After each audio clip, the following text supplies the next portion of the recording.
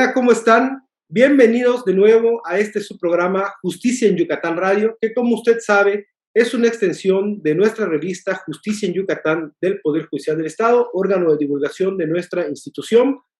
Ya en el programa pasado estuvimos platicando un poco sobre algunos temas del derecho aplicado para niñas, niños y adolescentes, con el tema del interés superior de los mismos como garantía dual del derecho a la igualdad. Estuvimos platicando sobre este tema con el doctor Ricardo Tapia y a propósito de este mismo aspecto, desde otro enfoque, tenemos como invitada, le damos la más cordial bienvenida a la doctora en Derechos Humanos, Lorena Balam Solís. Lorena, ¿cómo estás? Hola, buenas noches, Mauricio. Muy bien, aquí en casa. Muchas gracias por aceptar participar con nosotros.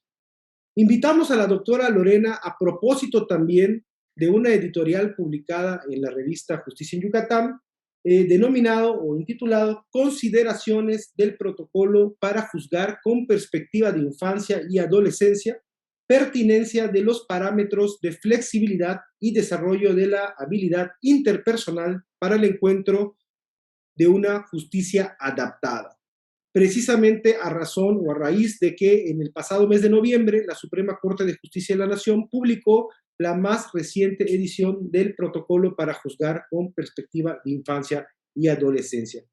En este sentido, yo le quisiera preguntar a la doctora Lorena, en este protocolo se habla del principio de autonomía progresiva en favor de las niñas, niños y adolescentes. ¿Nos puedes mencionar en qué consiste este?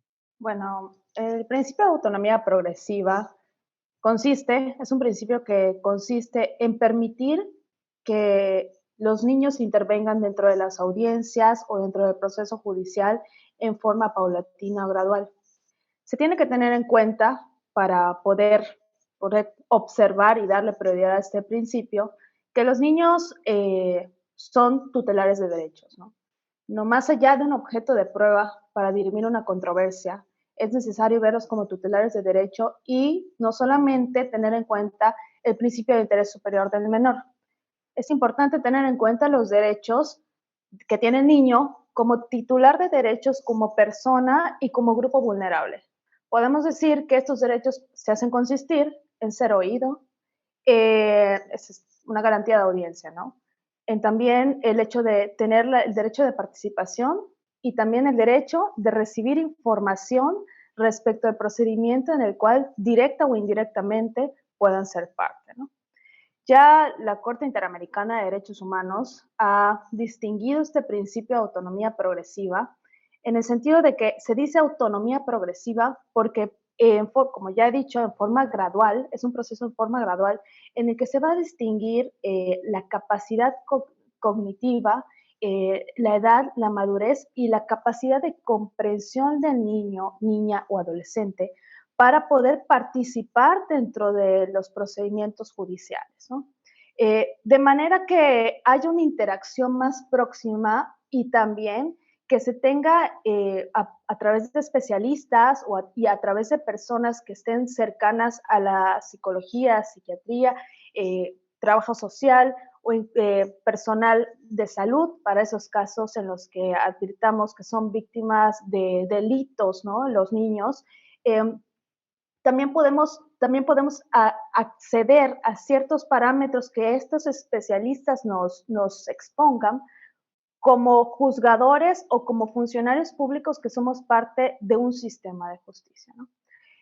Como estaba comentando, ya la Corte Interamericana de Derechos Humanos, en el caso BRP, BPC contra Nicaragua y otros, ha distinguido este principio de autonomía progresiva para distinguir que los niños son constantemente víctimas o constantemente sujetos y grupos de vulnerabilidad, no solamente por su edad, sino también porque pudiera discriminárseles, o sea, en el sentido de hacer énfasis en ciertos denominativos que denotan una gran distinción frente a los adultos. Aunado a ello, este trato debe ser diferenciado, ¿no? A diferencia de la cuestión discriminatoria, vamos a tratarlos en cierta forma diferente en virtud de las cualidades que tienen conforme a su constante evolución y desarrollo, ¿no? Cuestión distinta a un adulto, que pues en cierta forma ya ha desarrollado ciertas características de comprensión y en relación a los niños, cada niño con independencia de su edad puede tener un diferente grado de madurez. Eh, en general, este principio de autonomía progresiva lo que nos permite es ampliar nuestros criterios en relación a cómo vamos a interactuar con los niños, a no por el hecho de decir, esta persona solamente tiene 5 años, 4 años, no puedo, yo juzgador, persona juzgadora o yo, bueno, funcionario público, porque somos un sistema de justicia que colaboramos, que somos secretarios de acuerdos, secretarios de estudio y cuenta, técnicos judiciales, el propio juzgador, magistrados, que colaboramos, podamos advertir y ampliar este control, porque al final es como el principio de interés superior de menor se ejerce en forma difusa, no solamente en el fuero común tenemos obligaciones, sino también a nivel federal, ¿no? Que tenemos que observar en favor de la niñez y en favor de la adolescencia. Bien, doctora. En el protocolo se habla de la transición a una justicia adaptada en favor de las niñas, niños y adolescentes. ¿A qué hace referencia este término de justicia adaptada? Bueno, el término de justicia adaptada, como va de la mano del principio de autonomía progresiva, en el sentido de que se va a distinguir o se va a realizar un trato diferenciado desde el inicio del procedimiento, en el dictado de la sentencia y en la ejecución de la sentencia. Hay aspectos que debemos de tener en cuenta en relación a este término, ¿no? Que aspectos materiales y aspectos interpretativos.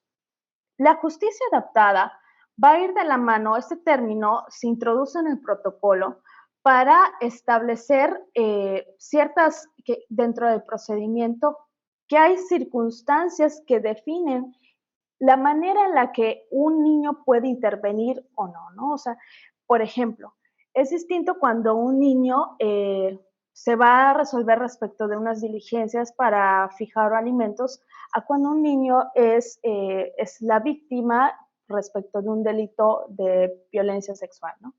Eh, la interacción va a ser directa o indirecta. Habremos de, habremos de aplicar ciertos aspectos, modificar ciertos aspectos materiales respecto a la intervención de los niños. Los aspectos materiales, por su parte, pueden ser el adaptar salas en las que se utilicen pues, el video para evitar que la repetición de ciertas audiencias. También, pues, recurrir a especialistas en materia de psicología, trabajo social, que no solamente intervengan previo a la audiencia o a la escucha de un menor, sino también pudiera ser de poder así o tener la capacidad institucional de los recursos financieros, recurrir a un trabajo social de cierto acompañamiento para los casos de violencia familiar o violencia en contra de los niños, niñas y adolescentes, ¿no? Otra circunstancia que se pudiera advertir en favor de la justicia adaptada que relaciona el protocolo es la asistencia de un abogado especialista en la niñez y la adolescencia. Esta figura que relaciona el protocolo, bueno, actualmente lo tenemos, hay representantes de la Procuraduría de la Protección a Niños, Niñas y Adolescentes que trabajan de esta forma. Pero el protocolo lo introduce, al parecer, y lo leemos así, en forma generalizada, como una figura distinta, una figura de un especialista que tenga conocimiento de cuál es el resultado, cuál sería el resultado de una actuación judicial, de qué manera trasciende a la vida del niño la comunicación de una decisión judicial, ¿no? También debemos como parte de la justicia adaptada, tenemos que tener en cuenta algo que ya he dicho previamente, el derecho a participar en el proceso, el derecho de reconocer que los niños, niñas y adolescentes no solamente son personas que intervienen y respecto de las cuales vamos a verificar que se dé el panorama más justo posible, no, sino también prever que el resultado de nuestras decisiones tiene un efecto a largo plazo, que esta justicia adaptada no termina con la emisión de una sentencia, sino que va a tener efectos en el proyecto de vida del niño, ¿no? Y también tener que si no lo hacemos intervenir hoy que hay procedimientos que por desafortunadamente te pueden durar 1 o 2 años dependiendo del número de pruebas y de la carga de trabajo, obviamente, de los tribunales, ¿no?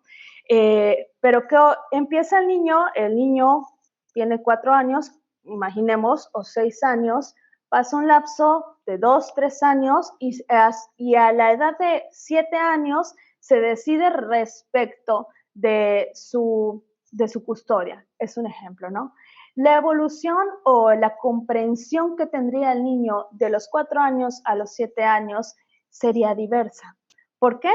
Por el contexto social que hubiera vivido en ese tiempo, por las circunstancias en las que imaginemos, se emitieron unas medidas provisionales o en las cuales, a las circunstancias extraordinarias que pudieran suscitarse. Por ejemplo, alguna circunstancia de que se haya suspendido el régimen de convivencia.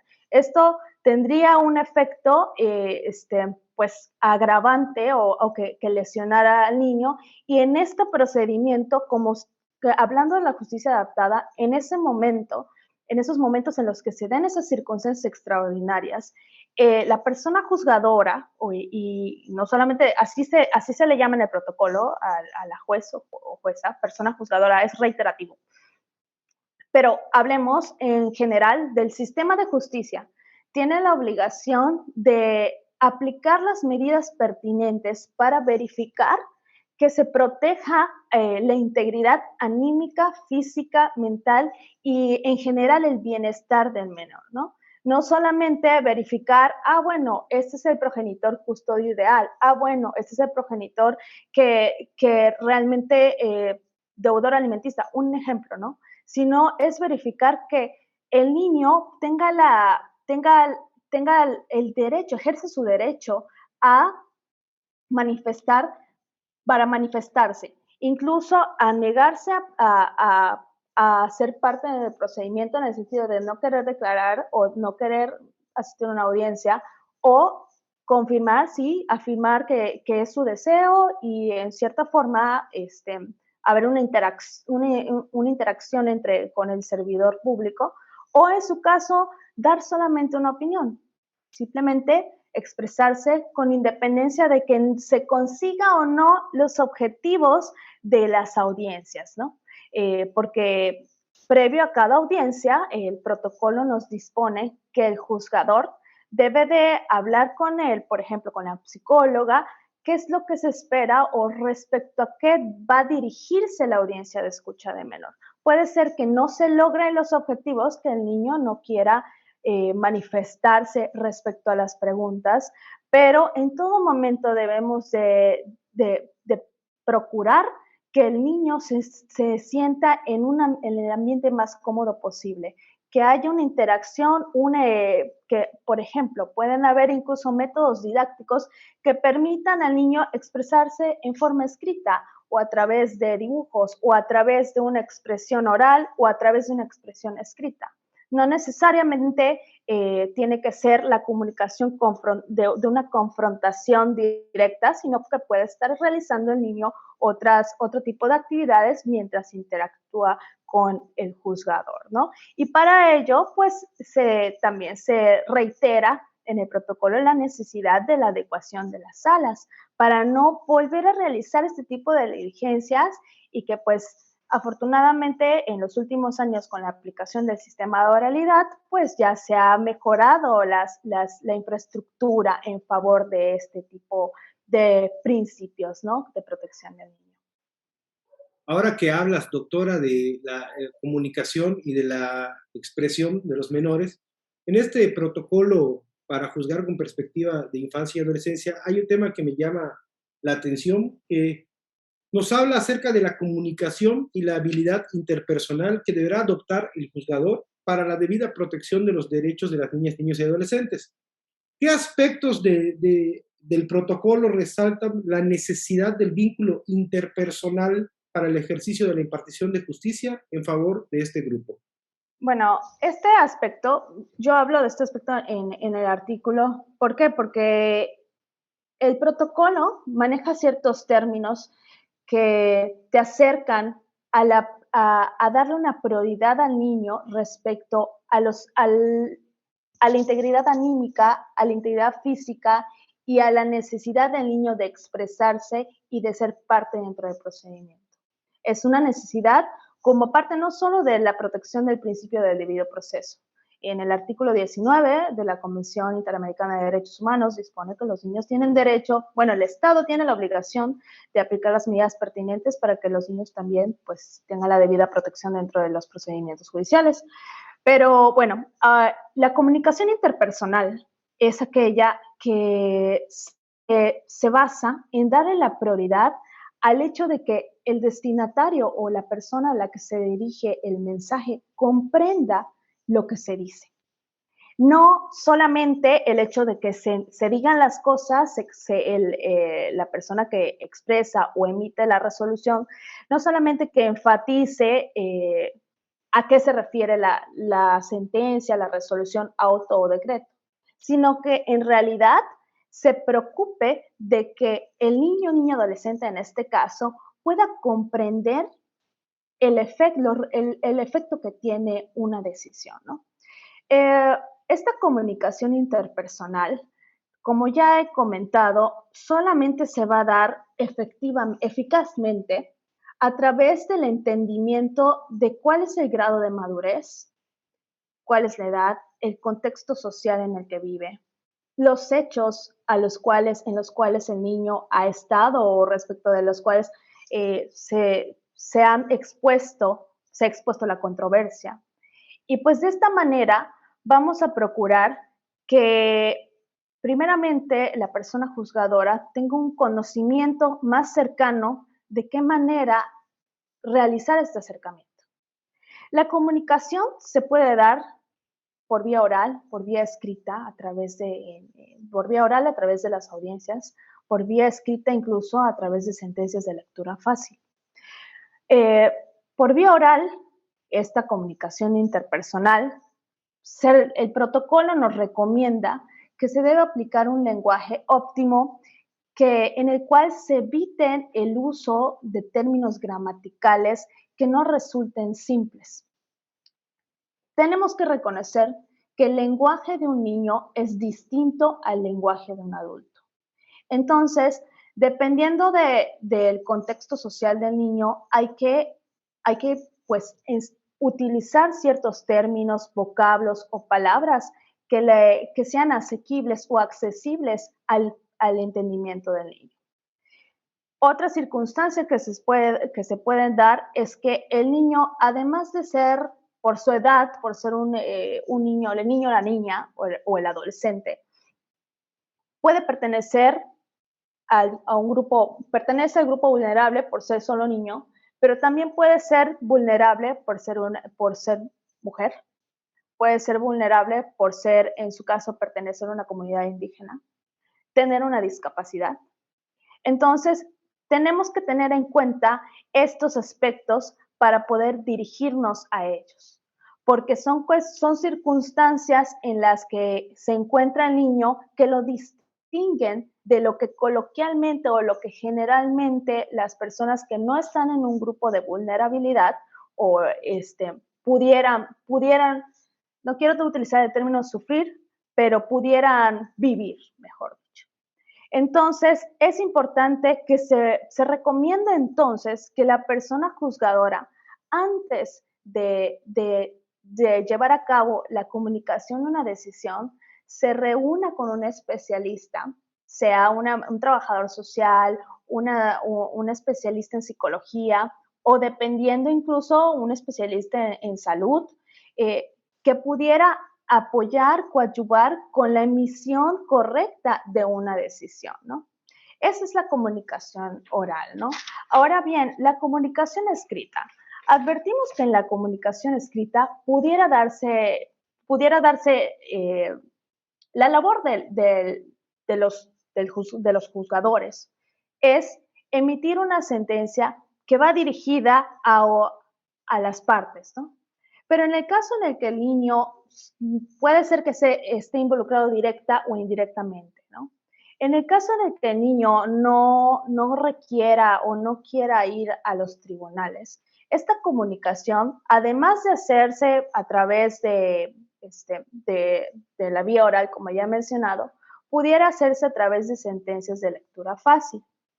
Estas sentencias de lectura fácil, incluso, pues, como ya he dicho, se recomiendan el uso de términos totalmente simples, pero también cuando decimos de lectura fácil, hablamos también de que podemos, tanto en la comunicación oral como en la escrita, pudiéramos hacer de conocimiento del niño la decisión a través de videollamadas o a través del uso de la tecnología, en vez de hacerlo ir reiterativamente a las audiencias en el tribunal, ¿no?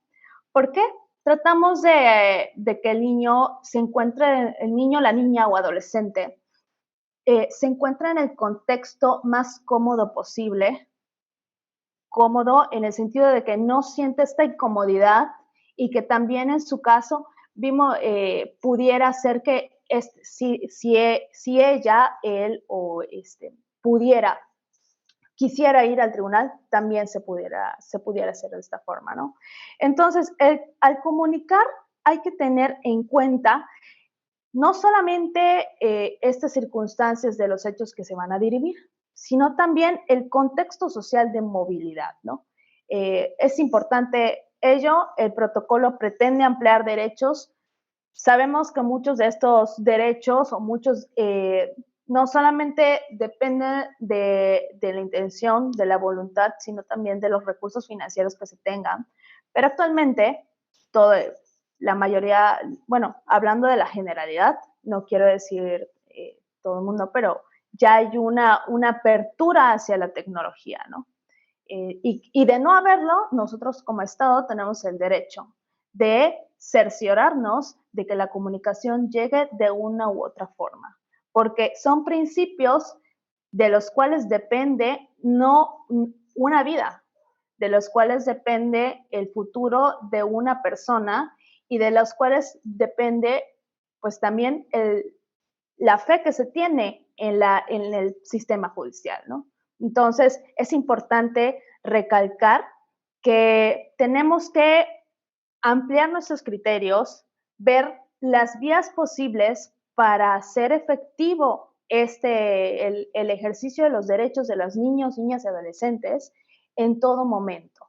Sin duda es un tema muy interesante, doctora Lorena. Yo rescataría que para tener una justicia integral y multidisciplinaria, ¿no? En el tema del derecho específico de niñas, niñas y adolescentes, hay que tener una especialización muy constante.